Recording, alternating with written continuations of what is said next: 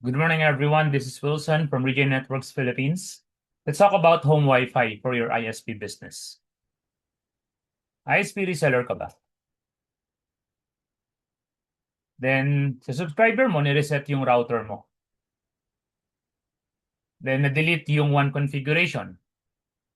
Ano yung gagawin mo as a ISP reseller? You're going to do reconfiguration. The question is it online or kailangan mo mag-onsite? Kailangan mo reconfigure. Pero if you do that, it's time-consuming. And syempre, magastos. Ano yung solution namin para sa'yo? It's just a combination of home Wi-Fi and ISP, or which is what we call cloud ISP. This is free and very easy to do. So just click the disable reset. So paano ba natin gagawin yan? So just log in to your cloud ISP account. And then click mo lang yung subscriber mo, yung subscriber 1, home router.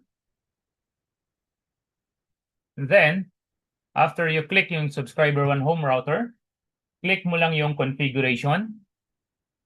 And then, click mo lang yung disable reset, then enable mo lang siya.